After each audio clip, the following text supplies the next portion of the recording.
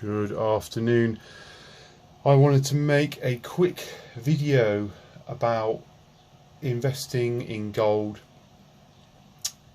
if you're between the age of 18 and 30 years old. So I guess it's just something which I was inspired to make because somebody asked me whether they should start buying gold and silver, and they were about 28 years old, and whether it was too late to get into it. And I thought, well, actually no, 28's a brilliant age to get into it, so why not make a video about this. So in this video I want to try and what do I want to do? I want to try and get across a few mistakes that you could make if you were looking at investing in gold and maybe a bit of silver, and you're young and you've got limited funds. So this isn't really meant for somebody that's, you know, got shed loads of disposable income, is probably 78 years old, you know, no disrespect, and you know, you've been stacking gold, silver all your life. You know, you already know a lot of this. I'm aiming this video at people that are basically going to be new to this precious metal investing, and you know, want to get into it but maybe just not quite sure what to do, and these are just my thoughts, how I've done things, and maybe what I would do if I was 18 years old now thinking of buying some gold and silver. So I'm not a financial advisor, so anything you do or buy or any investment decisions you make are yours and yours alone. I want to make that clear. I'm literally just making this for, you know, educational purposes really. Anyway, let's stop that waffle and get into it. So first thing is, I'm going to assume that somebody want to buy some gold and silver. You've got a bit of a budget, and I'm going to assume that you have not got thousands of dollars of disposable income to spend on gold and silver, or pounds. I think I'll talk in pounds in this video. So and I'm going to assume that you may have between, say, you know, 100 and maybe 300 pounds a month of disposable income, give or take. So the first thing I want to say is that anything you buy, really, gold wise especially, I think gold and silver I don't think is a waste of money. Whether it's a small amount of gold or a large amount of gold, it's still gold and silver, you know. So there's always bear that in mind. But the critical thing is being able to hold on to it. It's no good buying this stuff and then having to sell it in 2 or 3 weeks time because, you know, you've got to pay a bill and you've overextended. So we want to collect slowly and surely, you know, and just build up a stack over time. Not become too concerned about the volatility of the market or what's going on, but we want to be aware of kind of what the gold and silver prices are doing in case there's an opportunity to pick some up, you know, cheaply. And but the idea is that you should just be thinking long term and just thinking, yeah, I'm going to buy, you know, X amount of gold or silver this month, and just keep plodding away. Because let's face it, the money in the bank is worth nothing. It is doing nothing, and it's probably likely to for a long time. So you might as well take, I figure, a percentage of your disposable income and pull it into something like gold and silver. It's going to stop you spending it on rubbish. Okay, it's a great way of actually saving. It is obviously, you know, you can go in, you know, trade your gold and silver in at any point, but it's a lot harder to do that than it is just to spend money that's floating around in your bank account on crap, basically. I hate to say it. People just buy rubbish, you know, and once you get into this, you'll realise that you may look back and think, God, I've squandered so much money on rubbish, you know, I could have bought this, that and the other. I mean, there's no point in being bitter and thinking, you know, what you could have done. Let's just forget that and try and focus on doing something now for the future. So, first things up, I'm going to say, no more waffling. The last thing I would do if I was looking to go all in, well, go all in is the wrong word, you know, start my stack, is to go and rush out and spend thousands of dollars on a 1 ounce coin or a bigger amount. You know, use all your savings up on one hit. Okay, now maybe some people might say, yeah, but if you got a really good deal or it was amazing 1 ounce really rare coin, it would be, great, and you sit on it for a year and that'll be you done. As I said, I'm aiming this video at somebody who's got potentially may have limited means. The last thing you want to do is go all in and be left holding something like this, which, although very nice, you may find that you've overextended. Yeah, if you've spent $2,000 on a coin and then you've got to sell it in 3 months' time to pay a bill, you're going to be devastated. Yeah, save that for when you're a bit older and you've got a bit more disposable income.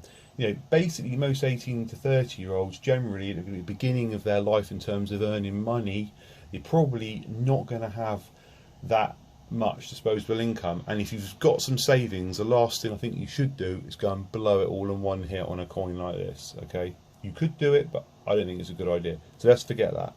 That's an ounce. Okay, you could, you know, come right down and buy, like, you know, roughly a quarter of an ounce. This is a British sovereign. It's got, you know, just under a quarter of an ounce of gold in it, about £300. Yeah, you know, give or take, you know, $350, $400 it was right up to recently when the spot price of gold was high. I still think there's too much. I think it's probably too much.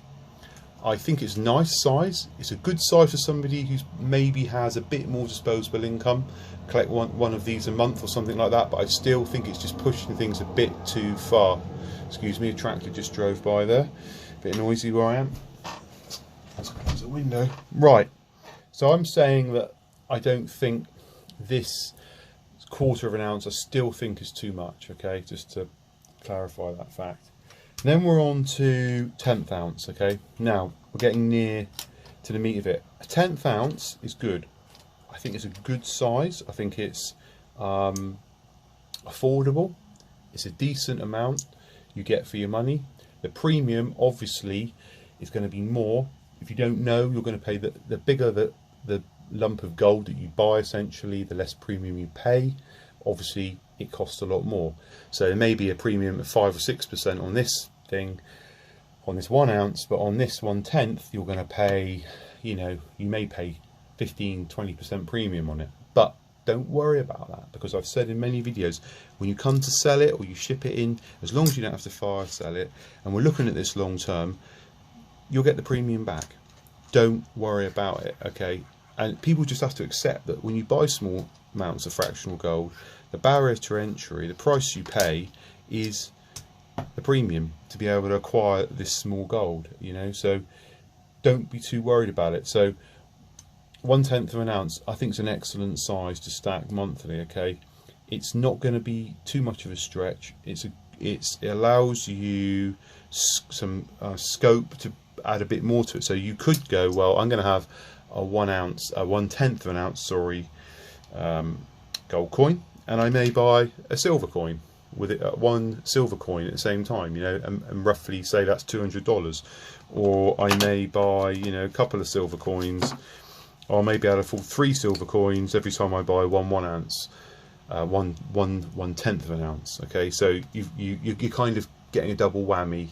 You're getting your silver stack going a bit, and you're getting your gold stack going a bit. So if silver does go to $150 an ounce, and you're picking these up for $30 an ounce, well, I should say, it's about $27 an ounce at the moment, then that's great. You've got a few, you know, lined up to ship in if you really need to. So 1/10 is good, you know. And then we're on to the bars. So we've got 1 gram gold bar. So 1 gram gold bars get a lot of flack for this on YouTube. Oh, don't buy, you know, it's premiums are too much, blah blah blah blah. No good, nobody wants to buy them. I've never heard such nonsense in all my life.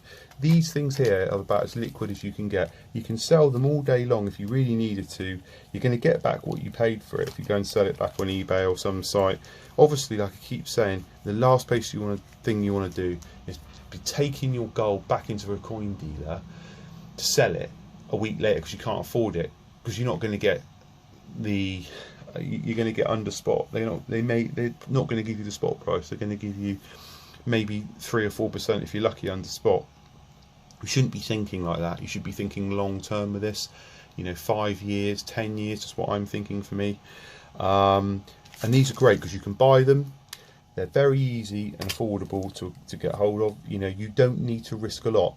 We're talking 50, 60 bucks. You can just build them up. You know, you might be able to buy 3 one month and then 2 the next month. Things are difficult. You just buy 1 the month after. Things are looking really good. You know, you've got more money than you thought. Buy a couple of 2.5 gram bars and just build it up like that, you know, and just, you know, then things are getting, you know, going mega. You go for it and you buy like four 2.5 gram bars and a 5 gram bar. You know, you can just plod along and build up, and before you know it, you've got a decent stack of gold that is all been built up over a period of time, and you haven't had to fire sell it because you've overstretched yourself financially. Yeah, so going right back to the, you know, the brutal reality, if you're not sure, if you are totally new and you've got a very limited income, then you could do no worse than just starting off with 1 gram gold bars. Very simple, easy to collect, low risk in terms of financially, and if you need to liquidate them, there's always somebody who wants to buy these. You know, I'd stay away from buying stuff that's, you know, not in its packet, it's just loose like this, until you really know what you're doing. Nothing wrong with that, but stick to the branded stuff. It's untampered with, from a known dealer, and you can't go wrong. So just to recap there, what I've said is that I'm saying that I feel the sweet spot is somebody 18 to 30, limited budget, is either your 1/10 and maybe a bit of silver with it, or if you've got less of a budget and you know you really just want to spend less than $100, just stick with your 1 gram gold bars. Maybe a 1 gram gold bar and a 1 ounce silver coin, and you'll be doing just fine. Anyway, I hope that helps. If you like the video, give us a thumbs up, and do leave any comments or questions, and I will see you soon.